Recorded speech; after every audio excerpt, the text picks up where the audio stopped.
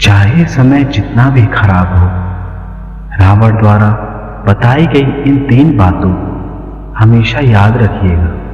राधे राधे मित्रों। दोस्तों, रावण ने किसे और क्यों इन 3 बातों का ज्ञान दिया था, आइए जानते हैं आज के प्रसंग में।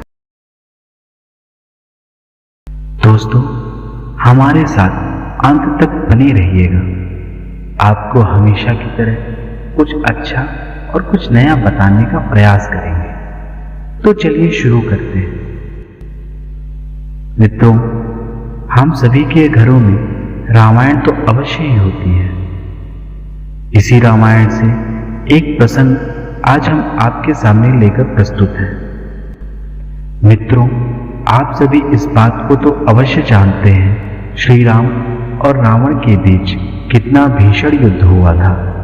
मित्रों, इस महासंग्राम के बाद जब रावण भगवान श्री रामचंद्र जी के हाथों परास्त होने के बाद अपनी मृत्यु की प्रतीक्षा करते हुए भूमि पर पड़ा हुआ था, तो भगवान श्री रामचंद्र जी ने अपने अनुज लक्ष्मण जी से कहा कि अनुज लक्ष्मण, रावण इन तीनों लोकों में सबसे अधिक विद्वान है एवं सभी धर्मों का उसे ज्ञान है। रावण से बड़ा राजनीति एवं नीतियों का ज्ञान रखने वाला इन तीनों लोगों में कोई भी नहीं है। तुम रावण के पास जाओ, क्योंकि इतना प्रखंड पंडित इस संसार को छोड़कर विदा ले रहा है, इस संसार को छोड़कर जा रहा है। रावण के इस संसार से विदा लेने के पहले तुम रावण से कुछ ज्ञान प्राप्त कर आओ। रामचंद्र जी का आदेश पाकर लक्ष्मण जी रावण के सर के पास जाकर खड़े हो गए, किंतु रावण ने लक्ष्मण जी से किसी प्रकार की बात नहीं की। लक्ष्मण को यह देखकर बड़ा ही क्रोध आया और वे रामचंद्र जी के पास गए और कहने लगे, भैया, रावण का घमंड तो अभी भी चूर नहीं हुआ।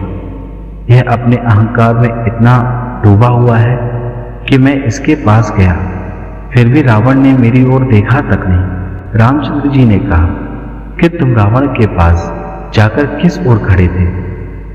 लक्ष्मण जी ने कहा, मैं उसके सर के पास खड़ा था। राम जी मुस्कुराए और कहा, प्रिय अनुज, जब हम किसी से ज्ञान की प्राप्ति करने के लिए जाते हैं तो उसके सर के पास खड़े होकर हमें उसका अपमान नहीं करना चाहिए, बल्कि उसके चरणों के पास जाकर उससे ज्ञान प्राप्त करना चाहिए। वैसे भी रावण इस युद्ध में परास्त हो चुका है। तुम रावण के चरणों के समीप जाकर खड़े हो जाओ, रावण तुम्हें अवश्य ही ज्ञान देगा। लक्ष्मण जी रावण के चरणों के समीप हाथ जोड़कर खड़े हो गए और रावण से ज्ञान प्राप्ति के लिए कहने लगे। तब रावण ने लक्ष्मण जी को यह 3 शिक्षाएं दी।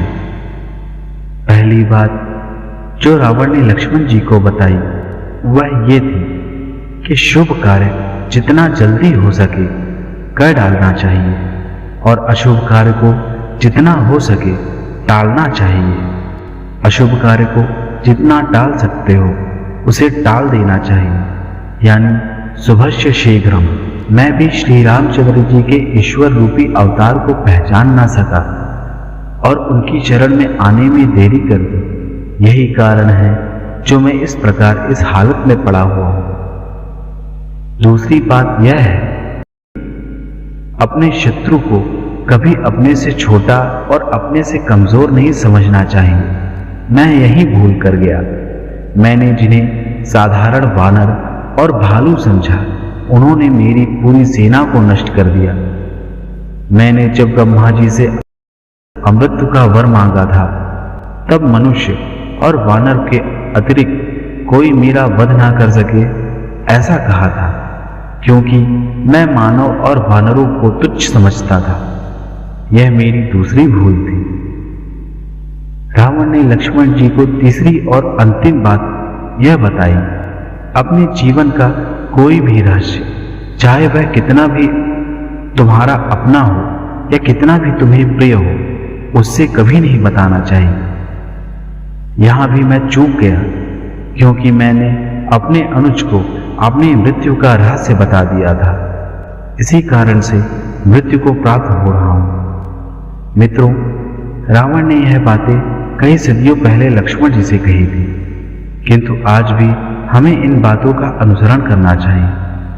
जैसे कि रावण ने पहली सीख में कहा था कि शुभस्य शीघ्रम, तो आप सभी भी अतिशीघ्र इस चैनल को सब्सक्राइब जरूर कर दीजिए और हमारी अगली नोटिफिकेशन के लिए बेल आइकन को ऑल में सेट कर दीजिए और अपने मित्रों एवं बंधुओं को यह वीडियो जरूर शेयर करें और कमेंट में लिखें राधे राधे, घनश्याम जी सभी का कल्याण करें।